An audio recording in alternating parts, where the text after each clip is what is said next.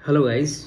तो अस्थमा में अपन आगे बढ़ते हैं। अभी तक मैंने प्रिवेंशन तक बात की थी कि कैसे अपन एग्जर्बिशंस को कम कर सकते हैं, कैसे अपन अस्थमा के जो एलर्जेंस हैं, जिसको डस्ट से होता है, किसी को हाउस माइट से होता है, उनको आप अवॉइड करके, ठीक है, उनसे दूर रह के आप उसको अस्थमा के जो ट्रिगर्स है उनको कम कर सकते हैं, एग्जर्बिशंस को आप कम कर सकते हैं।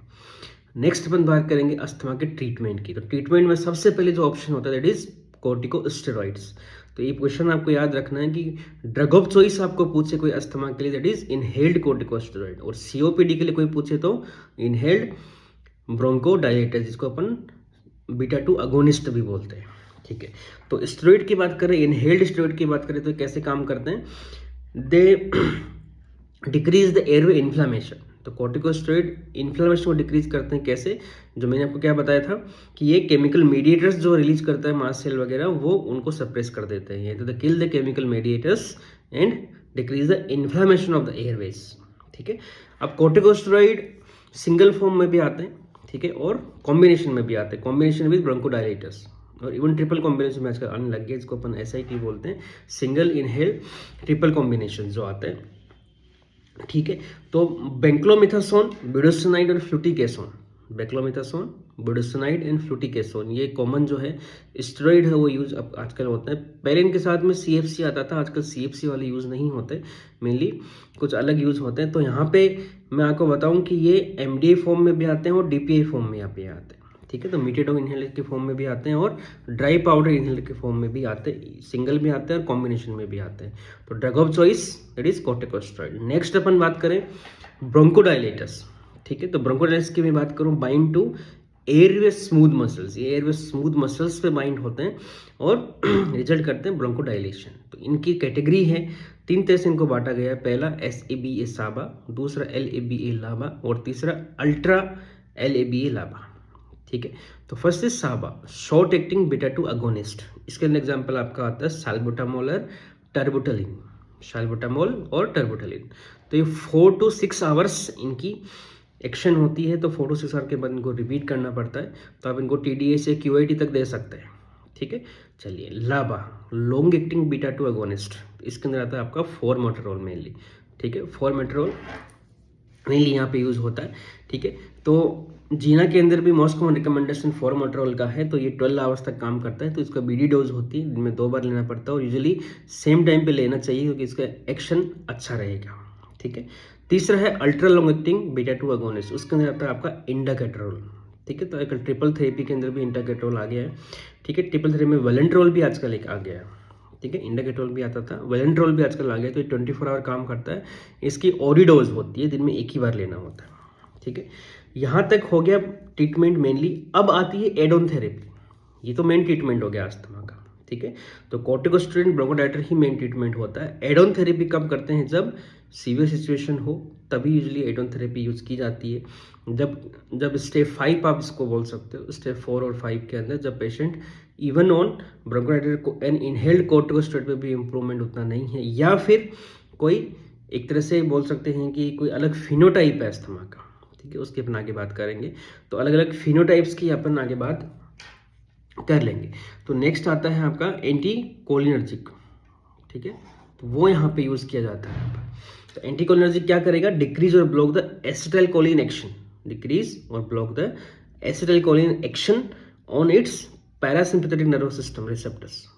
पैरासिम्पैथेटिक नर्वस सिस्टम रिसेप्टर पे जो एसिटाइलकोलिन का एक्शन होता है उसको ये ब्लॉक करते हैं स्मूथ मसल्स पे, इसलिए ये ब्रोंकोडायलेशन का ही काम करते हैं, लेकिन तरीका अलग हो गया। ठीक है, ब्रोंकोडायलेटर जो मेनली है, ब्रोंकोडायलेटर जिनको बोला मैंने बीटा 2 अगोनिस्ट, वो वहाँ पे डायरेक्ट स्मूथ मसल्स पे काम करते हैं बीटा 2 अगोनिस्ट की तरह, और ये वाले हैं वो एंटीकोलिनर्जिक होते हैं। ठीक है, एसिटाइलकोलिन पे इफेक्ट करते हैं और स्मूथ मसल को कॉन्ट्रैक्शन होने से बचाते हैं। ठीक है, तो यहाँ पे भी 2 कैटेगरी है, सामा और लामा। SAMA सामा, शॉर्ट एक्टिंग मस्करिनिक एंटागोनिस्ट और लॉन्ग एक्टिंग मस्करिनिक एंटागोनिस्ट। तो कॉमन आप नाम याद रखिए, ipratropium is Sama and tiotropium is Lama. ठीक है, तो इप्राट्रोपियम अगेन 4 to 6 आवर्स, तो ये TDS भी लेना पड़ सकता है, QID भी आप इसको ले सकते हो, और ये बहुत तरह से यूज होता है। ठीक है, MDA में भी आता है, DPA में भी आता है, और आपका नेबुलाइजेशन है उसके अंदर भी इप्राट्रोपियम यूज होता है। दूसरा है सामा, टायोट्रोपियम। ठीक है, ये थोड़ा सा लॉन्ग एक्टिंग है, तो यहाँ पे ओडी डोज या एचएस डोज नाइट में इसको यूज़ किया जाता है। 9 और 18 माइक्रोग्राम में ये आता है और मेनली ये एमडी और डीपीआई में आता है। ठीक है, तो यहाँ पे ये लॉन्ग एक्टिंग मस्करिन एंटागोनिस्ट हो गया, एक तरह का ब्रोंकोडायलेटर ही होता है। ठीक है, तो ब्रोंकोडायलेटर दो तरीके से काम हो गए, ब्रोंकोडायलेटर जो साबा एगोनिस्ट है वो भी, और एंटीकोलिनर्जिक्स भी आपके ब्रोंकोडायलेटर ही होते हैं। कोर्टिकोस्टेरॉइड एंटी इन्फ्लेमेटरी होते हैं। नेक्स्ट एक और एडोन थेरेपी है LTRA, leukotrienes receptor antagonist, leukotriene receptor antagonist, जो इंडिया के अंदर ऑन द काउंटर मिल जाते हैं, बहुत ही कॉमन यूज होते हैं। इतना कॉमन यूज करना नहीं चाहिए वैसे अस्थमा में, लेकिन बहुत ही कॉमन यूज। इसका एग्जांपल है मोंटेलुकास्ट, हर किसी वो एंटीहिस्टामिनिक के साथ में आपको मिल जाएंगे। ठीक है, लिवोसिट्राजिन मोंटेलुकास्ट कॉम्बिनेशन काफ़ी कॉमन है इंडिया में, ऑन द काउंटर मिल जाता है। तो this is according to GINA this is add on therapy, not common, but India they are using commonly this.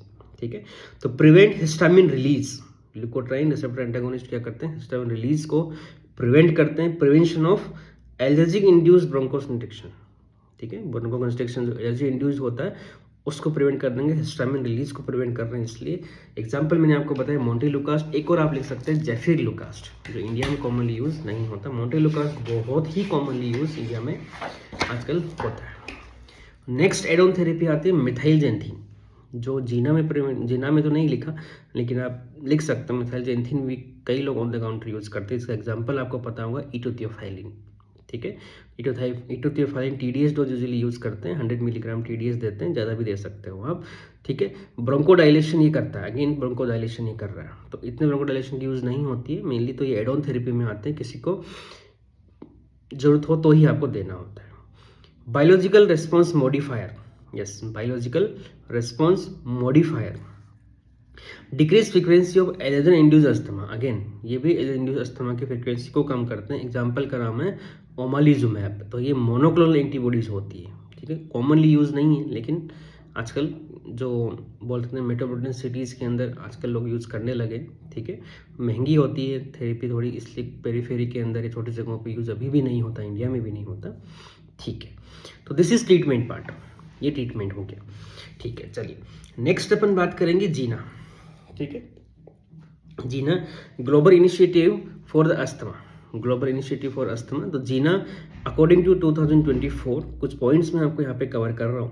पहला बहुत इंपॉर्टेंट पॉइंट है, कुछ फैक्टर्स हैं जो अस्थमा रिलेटेड डेट को इंक्रीज करते हैं, तो आप लिख लेना, factors that causes increase asthma death. तो पहला फैक्टर है history of near fatal asthma requiring intubation. एक पेशेंट आपके पास में है, वो हिस्ट्री दे रहा है कि हाँ कुछ दिन पहले ही मेरा इंट्यूबेशन हुआ या मैकेनिकल वेंटिलेशन पे हो रहा है, तो ये आपका एक पॉइंट हो गया कि ये अस्थमा रिलेटेड डेथ को इंक्रीज करने वाला एक पॉइंट है। तो यहाँ पे आपको ट्रीटमेंट अच्छे से देना पड़ेगा, अच्छे से उसका मॉनिटरिंग करनी है, अच्छे से आपका फॉलोअप भी करना पड़ेगा। नेक्स्ट है हॉस्पिटलाइजेशन और emergency department visit in past 1 year, पिछले 1 साल में वो एडमिट रहा है, तो ये भी आपका एक सिग्नल होगा यहाँ पे इंक्रीज अस्थमा रिलेटेड डेथ का। करंटली यूजिंग और stopped recently using of oral steroids, currently वो यूज़ कर रहा है या फिर भी रिसेंटली उसने ओरल कोर्टिकोस्टेरॉइड लेना बंद किया है, मतलब पेशेंट ओरल कोर्टिकोस्टेरॉइड चला गया। ओरल कोर्टिकोस्टेरॉइड जीना में लिखा होगा this is the last resort. India में फिर अगेन मैं बोलूँगा, इंडिया में कॉमनली यूज़ कर रहे हैं, कई लोग नहीं करना चाहिए। जीना में क्या लिखा हुआ है, this is the last resort, जब कुछ भी काम नहीं कर रहा तब जाके आपको सिस्टमिक कोर्टिकोस्टेरॉइड पे जाना है, ओरल कोर्टिकोस्टेरॉइड पे जाना। एक बहुत इंपॉर्टेंट बताने जा रहा हूँ, इंपॉर्टेंट पॉइंट बताने जा रहा हूँ, that is a over use of साबा। अगेन इंडिया में बहुत ही ज़्यादा ओवर यूज हो रहा है। जीना क्या बोल रही है, ओनली 1 कैनिस्टर, जो आपका डीपीआई आता है, एमडीआई आता है, डीपीआई को रखिए, एमडीआई जो आता है, एमडीआई को अपन 1 कैनिस्टर बोलेंगे, एक एमडीआई जिसमें 200 डोजेज होती है। ठीक है, तो जीना बोल रहा है कि patient using more than 1 canister per month और more than 3 canister per year. पता लगा अपने इंडिया में कैसे यूज हो रहा है, हर महीने एक कैनिस्टर खत्म होता है, लोग 2-2 लेके जाते हैं, 2-2 भी खत्म कर देते हैं। ठीक है, हर महीने मतलब पूरे साल में 12 से 15 कैनिस्टर यूज किया जा रहा है, मतलब कितना ओवर यूज हो रहा है साबा का। ठीक है, this is over use will increase the death rates. क्या करेगा, ओवर यूज के कारण क्या होगा, हॉस्पिटलाइजेशन बढ़ जाता है। लेकिन कई लोग क्या होता है खाली साबा भी लेके देते हैं, तो सिंगल या alone SABA short acting beta agonist therapy is also indicator for increase asthma related death. तो 1 कनिस्टर पर मंथ और 3 canister per year, this is the over use of साबा। फिर पुअर एडरेंस टू ICS, ठीक है, क्योंकि ICS थोड़ा सा महंगा पड़ता है, कॉस्टली होता है, अवेलेबल नहीं होता। बेक्लामेथासोन फिर भी गवर्नमेंट सेटअप में आपको मिल जाएगा, फिर भी कई बार सप्लाई में नहीं होता। और बाकी ब्यूडोसिनाइड वगैरह गवर्नमेंट सेटअप में हर कहीं नहीं मिलता, जो आपको खरीदना पड़ता है, लोग नहीं लेते, ठीक है। ऐसे भी ये साबा ईजिली मिल जाता है, सस्ता भी आता है, लोग ले लेते हैं। तो यहाँ पे यही कारण है कि ICS के लिए पूरा एडरेंस होता है, क्योंकि ICS स्लो काम करेगा, आपका एंटी इन्फ्लामेटरी है, वो इन्फ्लेमेशन धीरे धीरे ही कम करेगा, ठीक है। तो रिलीवर नहीं हो, मेंटेनेंस थेरेपी में काम में आता है, ठीक है। जबकि साबा इज अ रिलीवर थेरेपी, मतलब लिया और आराम आ गया, that is reliever therapy, that is this is short acting beta 2 agonist, लिया और ब्रोंकोडायलेशन हो गया, 2 to 5 मिनट के अंदर ब्रोंकोडायलेशन हो जाता है। तो पेशेंट सोचता है कि हाँ यही अच्छा है, तो वो साबा को ओवर यूज़ करता है, ICS को यूज़ नहीं करता। क्यों? क्योंकि उसमें इमीडिएट इफेक्ट नहीं होता, वो लॉन्ग टर्म इफेक्ट के लिए होता है, इन्फ्लेमेशन को कम करता है।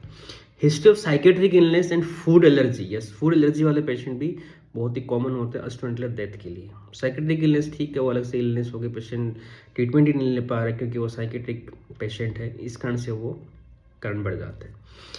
नेक्स्ट है recurrent pneumonia, diabetes mellitus and अरिदमियास।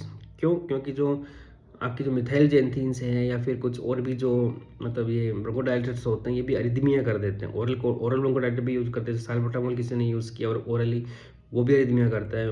थियोफाइन है, वो भी अरिदमिया करते हैं। तो अरिदमिया वाले पेशेंट में आप यूजुअली दे नहीं पाते, ठीक है, इसलिए यहाँ पे इंक्रीज रेट ऑफ डेथ ज़्यादा होती है। न्यूमोनिया है, डायबिटीज़ मेलाइटिस से इनके अंदर भी डेथ रेट ज़्यादा होती है। क्योंकि कॉमन न्यूमोनिया होते रहते हैं, न्यूमोनिया हो ही रहा है, तो इंक्रीज को अस्टोमेटल डेथ के कारण ही होगी। तो जीना कभी भी साबा को रिकमेंड नहीं करती है अलोन कभी नहीं लेना, आपको ICS के साथ में ही लेनी है। आप साबा ले रहे हो तो आपको ICS भी लेना चाहिए, ठीक है, यस। अब अपन 2 ट्रैक्ट्स की बात करेंगे, बहुत ही इंपॉर्टेंट पॉइंट आने वाला है जीना का। 2 ट्रैक्ट्स कौन कौन सी होती है, कैसे उनको चूज किया जाता है, ठीक है। चलिए देख पा रहे हैं हम तो 2 ट्रैक्ट्स ऑफ ट्रीटमेंट।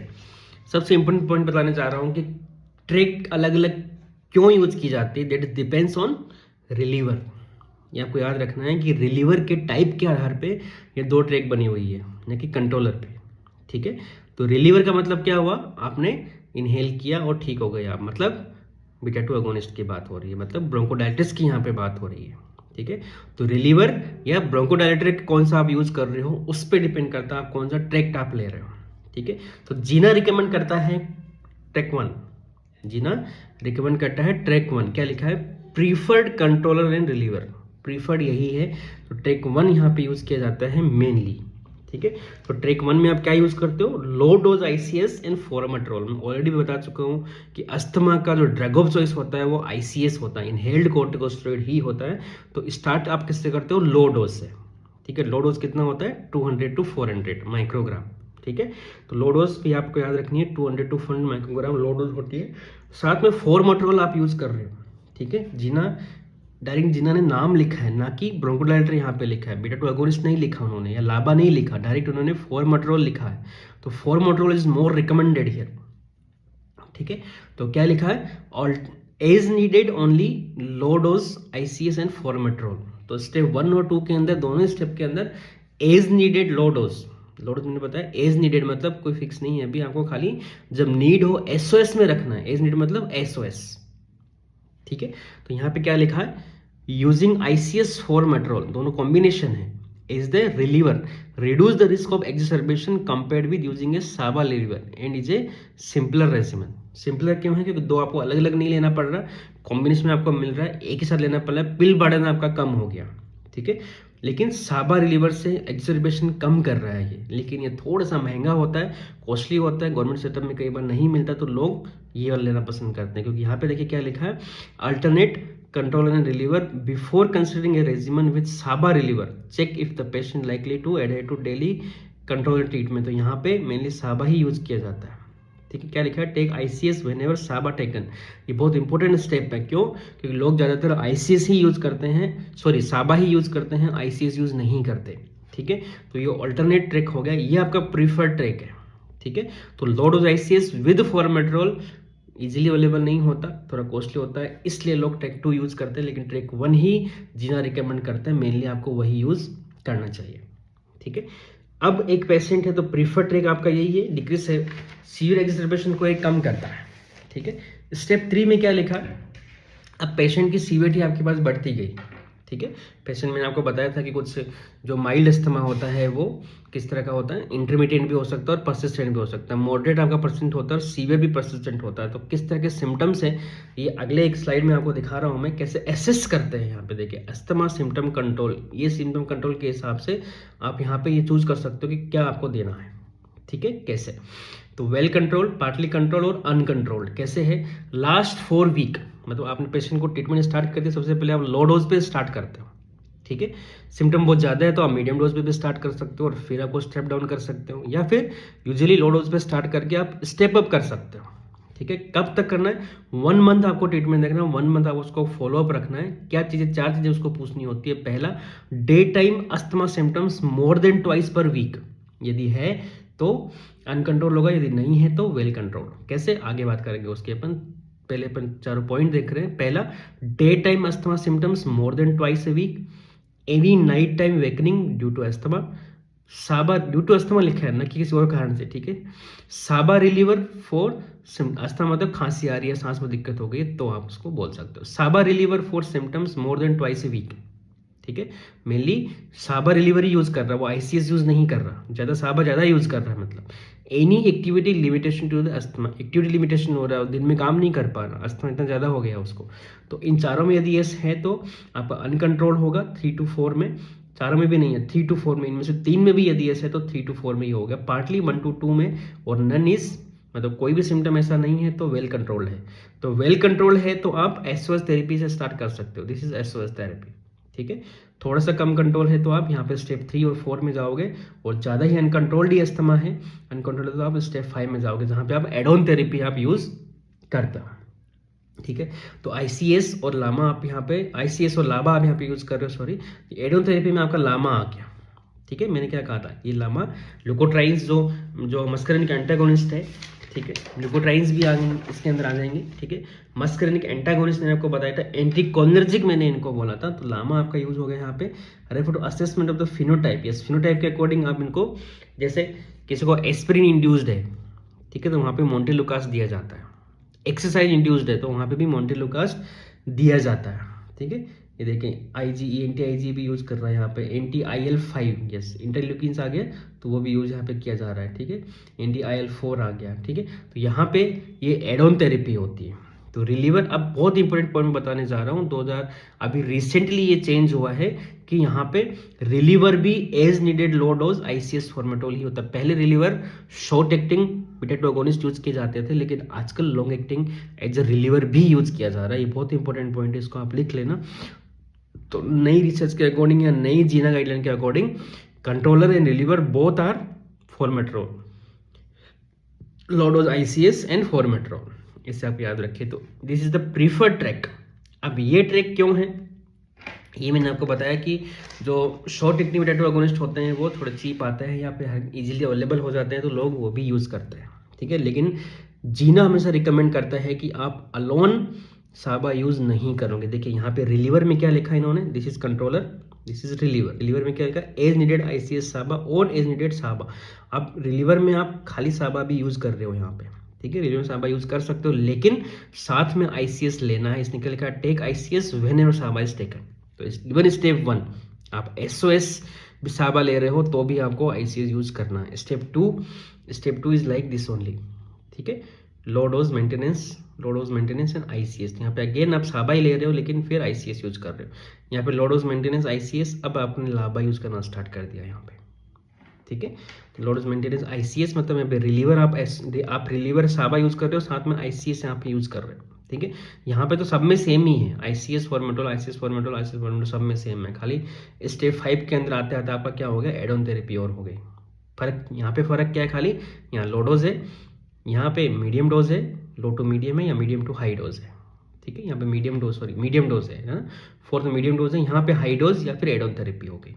यहाँ पे मेनली क्या आ रहा है, यहाँ पे आपका रिलीवर साबा यूज होता है या फिर साबा आईसीएस भी कुछ लोग यूज करते हैं, लेकिन जीना हमेशा रिकमेंड करता है कि आईसीएस भी यूज करना है। तो यहाँ पे whenever needed SOS, step 2 is low dose यहाँ पे लो डोज मेंटेनेंस एंड लाबा आपका आप यहाँ आ गया, यहाँ पे साबा था, यहाँ पे लाबा अब आ गया है, ठीक है।